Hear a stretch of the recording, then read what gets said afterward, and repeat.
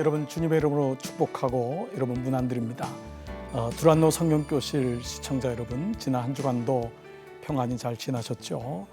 저는 서울 송파구 잠실의 석촌호수 앞에 있는 강남중앙교회를 섬기는 장찬영 목사입니다. 오늘 앱에서 이제 네 번째 말씀을 같이 말씀드리도록 하겠습니다. 소아시아에 있었던 에베소 교회를 향해서 사도 바울이 편지를 쓴 것이 에베소서입니다. 에베소 교회는 이방인들이 함께 모여서 세운 주님의 교회였습니다. 당연히 물론 디아스포라로 흩어졌던 유대인들도 있었지만은 그 중에 대다수는 하나님을 알지 못했던, 무엇보다 예수 그리스도의 십자가를 알지 못했던 이방인들이 대다수였습니다.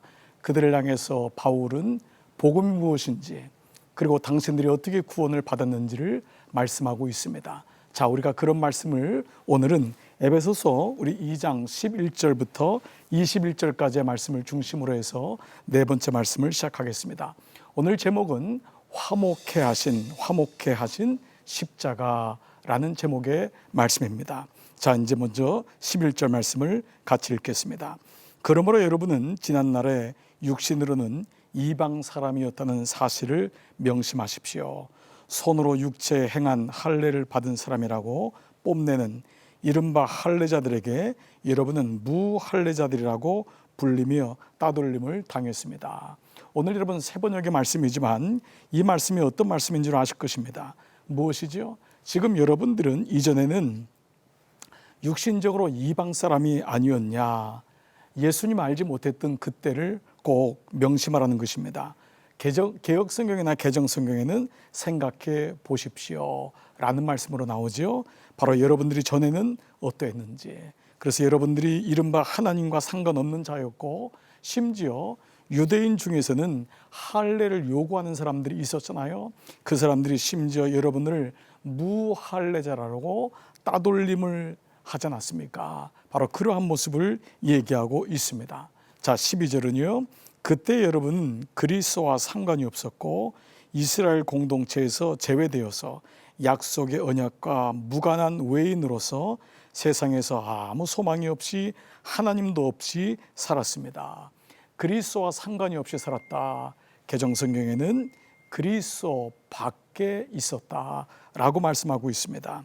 여러분, 이 사람들이 지금 어떠한 모습인지 알고 있죠? 예수님을 알지 못했습니다. 그리고 하나님을 알지 못하는 이방인이었다는 것입니다. 약속의 언약과도 무관한 외인이었어요. 이 말은 뭐냐 하면 구약, 이 약속은 구약에 나타난 이방인들은 구원받지 못하는 그 부분을 얘기하면서 당신들은 구약의 말씀으로도 약속과는 관계없었던 그런 사람이었음을 얘기하고 있습니다. 여러분, 이런 의미에서 보면은 에베소 교회만이 아니라 불과 120년 전에 우리나라도 역시 이러하지 않았습니까? 우리도 이방인이었고 하나님을 알지 못하는 사람이었습니다. 지금이야 3대 4대 복음이 내려와서 여러분 중에는 모태신앙도 있고 여러분의 부모님이나 조부님이 또 주님을 아는 분도 있지만 그렇지 않은 분도 많이 있을 것입니다. 우리도 불과 120년 전에는 이방인이었기 때문입니다. 자, 13절 말씀, 여러분이 전에는 하나님에게서 멀리 떨어져 있었는데 이제는 그리스도 예수 안에서 그분의 피로 하나님께 가까워졌습니다. 자, 이제 오늘 제목이 화목하게 하신 십자가입니다. 이제 바울은 무엇이 여러분을 하나님의 자녀가 되게 했는지를 피에 대한 얘기를 하고 있습니다. 여러분, 성경에서 가장 많이 얘기하는 게 뭐죠? 피입니다. 그래서 예수의 피는 구원의 핵심인 것을 알 수 있습니다. 십자가의 피 흘림을 통하여 바로 우리에게 구원을 허락하신 하나님의 약속이 여러분, 외인이었던 여러분에게 성취되었음을 얘기합니다. 그래서 성경에는 이미 피에 대한 말씀이 많이 나오죠. 자, 레위기 17장 11절 보면 육체의 생명은 피에 있음이라. 내가 이 피를 너에게 주어 제단에 뿌려 너희의 생명을 위하여 속죄하게 하였나니. 자, 피가 생명인데 그 피가 속죄겠으니 생명이 피에 있으므로 피가 죄를 속하느니라. 이미 레위기 말씀에서 피에 대한, 물론 이 말씀은 신약에 나온 예수 그리스도의 예표이기도 하지만 그 당시에는 바로 제사에 쓰였던 피를 의미하는 것입니다. 자, 이 말씀이 이제는 예수 그리스도의 피를 통과해서 히브리서 9장 22절 보면은 율법을 따라 거의 모든 물건이 피로써 정결하게 되나니 피 흘림이 없은즉 뭐죠? 사함이 없느니라. 피 흘림이 없은즉 사함이 없느니라. 육체의 생명은 피에 있고 그 피가 죄를 사한다, 용서한다. 바로 이 말씀을 하고 있습니다. 자, 구약에서는 제사를 통해서 이스라엘 백성들이 하나님과의 관계 속에서의 죄의 문제를 해결하려고 했습니다. 그러나 죄는 덮을 수 있지만 죄를 용서받고 온전하게 깨끗게 할 수 없음을 알았던 것입니다. 그래서 이 성경의 경륜은 구약의 제사의 피가 예수 그리스도, 바로 그분의 피로 말미암아 온전하게 되었음을 말씀하고 있습니다. 자, 이것을 히브리서 9장 12절에서요 염소와 송아지의 피로 아니하고, 바로 이 말씀은 이전에는 구약에서는 그렇게 했지만 그때는 유대인들만을 위한 제사였잖아요. 그러나 이제는 이방인 모두에게 하나님의 경륜이 구원의 계획이 시작된 거예요. 오직 자기의 피로 영원한 속죄를 이루사, 바로 예수 그리스도의 피로 영원한 속죄를 이루사 단번에 성소에 들어가느니라. 단번이라는 건 제사를 지낼 때는 제사 지날 때마다 제물을 잡았어야 돼요. 그러나 이제는 예수 그리스도가 한 번에, 그분이 온전한 어린 양이 되심으로 단번에 한 번에 성소에 들어간다. 이 말은 지성소까지, 하나님의 거룩한 하나님의 지성소까지 들어가 하나님과 자녀가 되는 바로 그것을 이루셨다라는 것입니다. 그래서 오늘 이 말씀에 속죄를 이루사 단번에 지성소에 들어갔다. 그래서 영어로요 속죄란 말이 atonement라는 단어를 쓰는데 이 단어가 세 단어입니다. at one month, at one, 한 번에 month라는 건 이제 어미 아닙니까? 이루어졌다. 그래서 atonement라고 하는 속죄라고 하는 영어에서도 바로 이 히브리서 9장 12절의 말씀이 그대로 들어가 있는 것입니다. 자, 히브리서 9장 13절은 좀 한 단계 더 나가서 이렇게 말씀하고 있어요.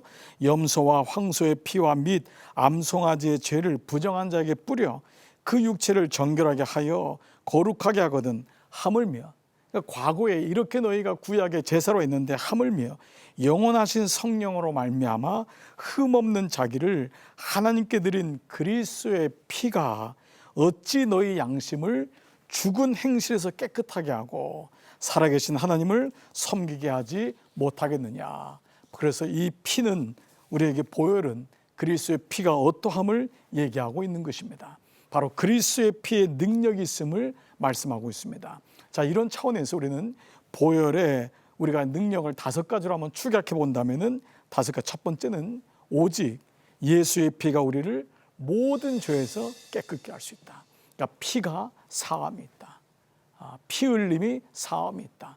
피만이 모든 죄에서 깨끗게 할 수 있다. 두 번째는 오직 예수의 피가 우리를 죽은 행실에서 깨끗하게 할 수 있다. 즉 예수 그리스도의 보혈만이 우리를 지난 시간에 죽은 행실에서부터 이제는 새로운 피조물로 살게 할 수 있다. 세 번째는 오직 예수의 피가 우리로 하나님과 화평을 이루게 할 수 있다.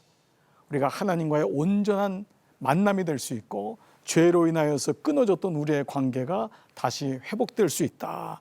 그래서 여러분 히브리서 10장 19절에도 형제들아 우리가 예수의 피를 힘입어 성소에 들어갈 담력을 얻었나니, 주님과 만날 수 있다. 네 번째는 오직 예수의 피로 말미암아 연결되지만 지성소로 들어갈 수 있다.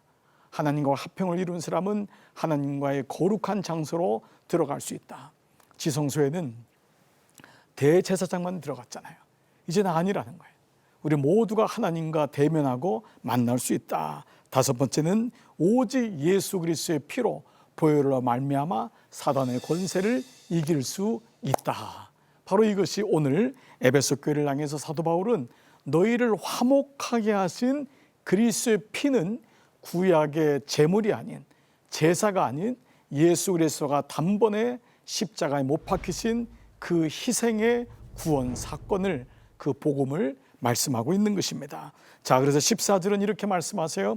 그리스도는 우리의 평화이십니다. 그리스도의 피가 하나님과 우리를 단절되었던, 원수되었던 우리를 평화로 만드신 거예요. 그리스도께서는 유대 사람과 이방 사람이 양쪽으로 갈라져 있는 것을 하나로 만드신 분입니다.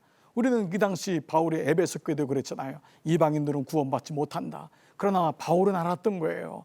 이스라엘을 통한 그 복음이 모든 전 세계에 있는 인류에게 복음이 전파되는 것, 모든 사람이 구원을 알고 구원을 알기를 원하시는, 구원받기를 원하시는 하나님의 경륜을 바울은 알았던 것입니다. 그래서 이것을 에베소 교회대가 말씀하고 있는 거예요.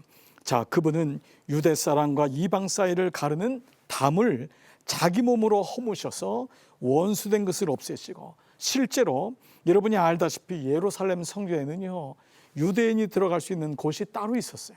그리고 이방인들이 들어갈 수 있는 건 따로 있었어요. 그리고 또 여인들의 뜰이 따로 있었던 거예요. 근데 그 담을 허신 거예요. 그래서 이 말씀을 하고 있는 거예요. 그분은 유대 사람과 이방 사이를 가르는 담을 자기 몸으로 허무셨다.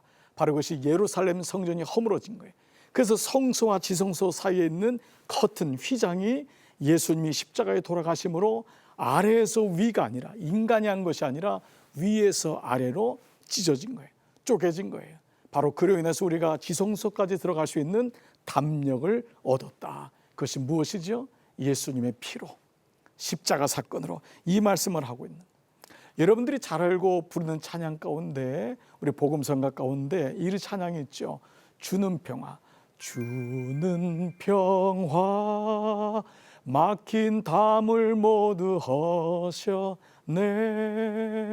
주는 평화, 우리의 평화. 바로 이 찬송이 바로 오늘 에베소서에 있는 말씀, 이 말씀을 그대로 딴 것입니다. 주는 평화인데 그분이 막힌 담을 허신 것입니다. 이제는 이방인과 유대인 사이에 막힌 담을, 남자와 여자 사이에 막힌 담을, 종과 주인의 막힌 담을, 나라와 나라 간의 막힌 담을, 모든 인종과 인종의 막힌 담을 허신 거예요. 이것이 바로 에베소 말씀의 가장 중요한 십자가로 화목하게 하신 하나님, 복음, 이 말씀을 하고 있는 것입니다. 자, 이제 로마서 5장 10절에도요, 이 화해에 대한, 화목에 대한 말씀을 얘기하고 있어요. 곧 우리가 원수 되었을 때, 하나님과 우리가 불순종을 해서 원수 되었어요. 그때 그의 아들의 죽으심으로 말미암아 하나님과 화목하게 되었다. 하나님과 화목하게 된 거예요. 그분의 죽으심으로 말미암아 우리가 원수 되었는데 그분과 하나가 되었다. 골로새 1장 20절, 그의 십자가의 피로 화평을 이루사 만물 곧 땅에 있는 것이나 하늘에 있는 것들이 그로 말미암아 자기와 화목하게 되기를 기뻐하심이라. 보십시오. 로마서와 모든 복음서에 있는, 서신서에 있는 공통 주제가 뭐죠? 화목하게 하셨다. 자, 이런 의미에서 우리는 구약에 나온 제사를 우리가 기억할 게 있습니다. 여러분, 구약에 나온 제사법이 5가지의 제사법이 있잖아요. 우리가 제물을 드릴 때 썼던 그 제물 있죠. 5가지, 5대 제사라고 하죠. 첫 번째가 번제, 두 번째가 속죄제, 세 번째가 속건제, 그렇죠? 그리고 소제, 그리고 네 번째는 화목제가 있어요. 바로 여기서 나온 것이 화목제입니다. 기본적으로 이제 속죄제는 죄의 문제를 가지고 했던 것이고, 속건제라고 하는 것은 어떤 물건이나 혹은 우리가 어떤 계명을 어겼거나 이웃과의 다툼이 일어났을 때 속건제를 드렸던 거예요. 그리고 이제 소제라고 하는 것은 곡식을 이용해서 드렸던 제사가 소제였고, 그리고 이제 우리가 이 번제라고 하는 건 가장 기본적으로 피로, 이 번제로 하나님께 태워서 드리는 게 이제 번제라고 하는 기본적인 게 있었어요. 5번째가 말씀드린 게 뭐죠? 화목제인 거예요. 이 화목제는 하나님과의 불편한 관계가 생겼을 때, 그리고 하나님으로 인하여서 관계가 사람과의 관계로 불편함이 생겼을 때 드렸던 것이 화목케 하는 화목제였어요. 이 화목제는 그날 드렸던, 소를 잡는다면, 양을 잡는다면 그날 드렸던 것이 바로 해가 지기 전에 다 먹어야지만이 그 제물을 하나님이 받으셨어요. 여러분, 그 의미는 뭘까요? 중동 지역의 그 떼약볕 밑에 그 더운 데서 그 드렸던 제물을 해가 지기 전에 먹어야 된다는 의미는 모든 사람들이 다 와서 먹어야 되는 거예요. 내가 싫어하는 사람, 내가 그동안 연락 안 했던 사람들, 이 사람들이 다 와야 돼요. 동네 사람들이 같이 먹어야지, 이 화목 제물을 먹어야지만 하나님이 이 제물을 받으신 것으로 되었던 거예요. 더 이상 머무르거나 더 이상 뒤로 하거나 더 이상 단절된 채로 살 수가 없었던 거예요. 그게 바로 구약에서 나왔던 화목제인데, 이제는 바로 예수님이 하나님과 우리 사이, 그리고 세상과 우리 사이, 그리고 사람과 사람 사이에 화목제가 되었음을 말씀하고 있는 것입니다. 자, 이제 15절은 이렇게 말씀하고 있어요. 여러 가지 조문으로 된 계명의 율법을 폐하셨습니다. 그분은 이 둘을, 예수님의 이 둘이 뭐냐, 유대인과 이방인을 자기 안에서 하나의 새 사람으로 만들어서 평화를 이루시고 원수된 것을 십자가로 소멸하시고 이 둘을 한 몸으로 만드셔서 하나님과 화해시키셨습니다. 여러분, 이제 이 말씀이 이해가 되시죠?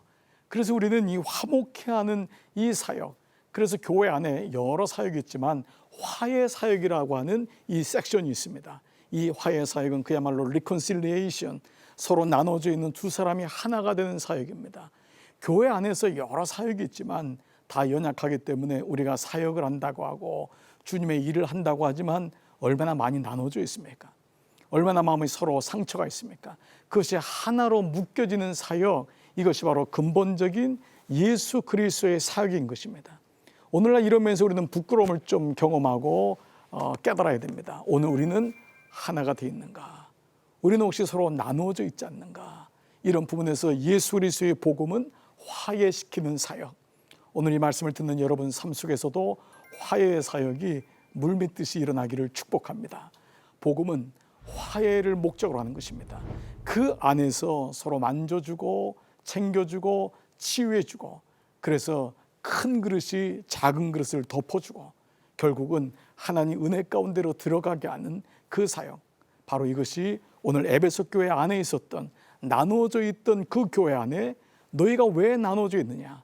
그리스도께서 너희를 위하여 죽으셨는데, 그분이 화목제물로 죽으셨는데 왜 너희는 생각이 다르다고, 왜 너희는 서로 고향이 다르다고, 서로 인종이 다르다고 나누어져 있느냐? 이제는 하나가 되십시오. 이 말씀을 하고 있는 것입니다. 자, 17절 18절이 이어지고 있습니다. 그분은 오셔서 멀리 떨어져 있는 여러분에게 평화를 전하셨으며 가까이 있는 사람들에게도 평화를 전하셨습니다. 이방 사람과 유대 사람 양쪽 모두 그리스도를 통하여 한 성령 안에서 아버지께 나아가게 되었습니다.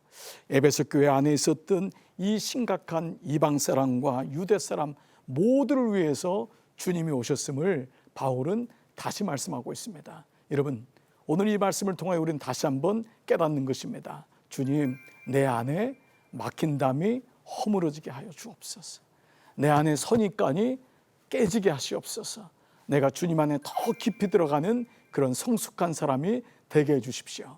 오늘 이 복음이 우리의 말씀인 것입니다. 자, 이제부터 19절부터 22절까지는 이렇게 만들어진 것이 바로 교회다. 교회의 본질을 얘기하고 있습니다. 에베소 교회는 바로 이런 의미에서 교회론의 가장 중요한 말씀이기도 하죠. 자, 19절. 그러므로 이제부터 이 사실을 알았으니까 이제부터 여러분은 외국 사람이나 나그네가 아니요, 교회에 늦게 왔다고 해서 나그네나 외국 사람, 외부 사람이 아니라 성도들과 함께 시민이며 우리가 하나님 나라의 시민이며 하나님의 가족입니다. 이 가족이란 말이 개역 성경에는 권속입니다. 이 말이 나온 거죠. 우리 감리교에서 속회라는 말도 바로 권속이란 말에서 나온 것입니다. 그만큼 우리는 권리에 속해 있는, 하나님의 권세에 속해 있는 자입니다. 교회에 속해 있는 자입니다. 그래서 먼저 이 말씀이 첫째는 뭐죠? 사도와 선지자의 토위에 세워졌다. 20절이에요. 여러분은 사도들과 예언자들이 놓은 기초에 세워진 건물이며, 이게 교회인 것입니다. 교회는 사도들과 예언자라는 것은 말씀을 전하는 자들이거든요. 바로 복음 위에 세워진 사람들입니다. 여러분은 그 자체로 건물입니다. 교회입니다. 교회는 보여지는 유형 건물만이 결코 교회가 아닙니다. 교회는 본질적으로는 무형입니다. 바로 복음 위에 세워진 당신, 복음 위에 세워진 가정, 이것이 바로 교회입니다. 여러분은 사도들과 예언자들이 놓은 그 말씀의 기초 위에 세워진 건물이고 그리스도 예수가 그 모퉁이 돌이 되십니다. 여러분, 이 모퉁이돌이라는 게 코너스톤입니다. 우리는 이 말 표현이 번역이 모퉁이돌로 되어 있기 때문에 구석에 있는 것이다 라고 생각하지만, 유대에서는, 중동 지역에서는 건축을 할 때 모퉁이돌이라고 하는 돌이 있었습니다. 가장 큰 돌입니다. 정방형의 가장 큰 돌을 가장 가운데다 놓습니다. 그리고 그 돌을 중심으로 해서 모든 건축이 이루어지기 때문에 지금은 집의 형태가 없어도 그 가운데 있는 돌의 크기를 보면은 그 건물의 크기를 알 수 있는 것이 바로 모퉁이돌이었습니다. 바로 이것이 바로 코너스톤, 모퉁이돌 대신 예수 그리스도, 바로 그 예수님이 모퉁이돌이 되셨다. 그래서 그 모퉁이돌이 모든 하중을 견뎌내고 모든 작은 돌들을 다 견뎌주는 역할을 했던 거예요. 바로 여러분들이 세워진 그 교회는 복음에 세워졌고, 그 교회는 예수 그리스도가 가장 중심에 있는 교회, 그래서 어떤 누구도 흔들 수 없음을 얘기하고 있는 것입니다. 자, 21절, 그리스도 안에서 건물 자체가 서로 연결되었어. 그런데 그 교회 안에는 여러 돌들이 있잖아요. 모퉁이돌이신 예수님이 가장 큰 돌인데 주변에는 좀 더 작은 돌, 좀 이런 돌들이 계속 모여 있는데 그것이 서로 어떻게 해요? 연결되었어요. 우리는 따로따로가 아니라는 거예요. 연결되어서 주님 안에 자라서 성전이 됩니다. 이게 모든 성도가 함께 시민이며 하나님의 가족입니다 라고 하는 말씀인 것입니다. 그리스도 안에서 여러분도 함께 세워져서 하나님이 성령으로 거하실 처소가 됩니다. 자, 여러분 어떤 건지 아시겠죠? 교회가 바로 그렇게 서로 예수 그리스도를 중심으로 연결된 교회가 되어야 되고, 또한 한 걸음 더 나가서 하나님의 성령이 거하시는 처소, 그것이 바로 교회인 것입니다. 여러분, 이것이 사도 바울이 고린도 교회를 향해서는 당신의 몸이 성전입니다. 어떻게 당신의 몸을 창기의 몸으로 바꿀 수가 있습니까? 당신 안에 성령이 계시고 당신이 교회입니다 라는 말씀으로까지 연결되는 것입니다. 자, 이런 의미로 보면은 바로 첫 번째가 교회의 터는, 교회의 삶은 바로 사도와 선자의 말씀 위에, 기초 위에 세워졌다. 두 번째는 그 교회는 예수 그리스도가 가장 중심되는 모퉁이돌이다. 그리고 세 번째는 교회의 삶은 그리스도 안에서 함께 연결되어서 지어져가는 공동체이다 라는 것을 말씀하고 있습니다. 여러분, 건물을 보면 벽돌과 벽돌이 있는 것이 바로 이 모르타르가 있지 않습니까? 시멘트가 있지 않습니까? 우리가 바로 예수의 피로 함께 연결되었음을 말씀하고 있습니다. 어느 날 예수님께서 제자들이 하나님 나라가 어디 있습니까? 라고 물었을 때 이렇게 말씀하십니다. 하나님 나라는 여기 있다 저기 있다가 아니라 너희 가운데 있다 라는 말씀입니다. 이 말씀이 무엇이냐면 너희 안에 있다라는 말로 우리가 번역되었지만, 너희 안에는 너희 안에, 너희 마음속에가 아니라 어몽류입니다. 정확한 헬라어로는 너희 가운데 있다는 것입니다. 천국이 어디 있냐? 너희 안에 있다. 이 말은 내 마음속이 아니라 너희 가운데, 아내와 남편 사이에, 아이와 자녀들 사이에, 우리 가정 사이에, 교회 그룹 사이에 우리 안에 하나님이 있음을 보여주는 것, 바로 이것이 진정한 교회됨의 모습을 에베소 교회를 향해 말씀하고 있습니다. 에베소 교회는 좋은 교회였지만 잠시 나눠지고 분열이 있었습니다.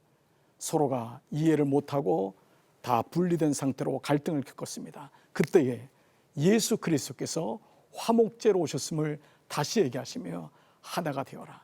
너희 가운데 예수님이 계심을 보여주어라. 너희는 성령 안에서 초소가 된 하나님의 교회다 라고 말씀하십니다. 오늘 두란노 성경꽃을 시청하시는 여러분 모두에게 이 은혜가 있기를 축복하면서, 오늘 네 번째, 화목케 하신 십자가, 오늘 이 말씀이 여러분 말씀되어 이번 한 주간도 승리하시기를 주님의 이름으로 축복합니다. 고맙습니다.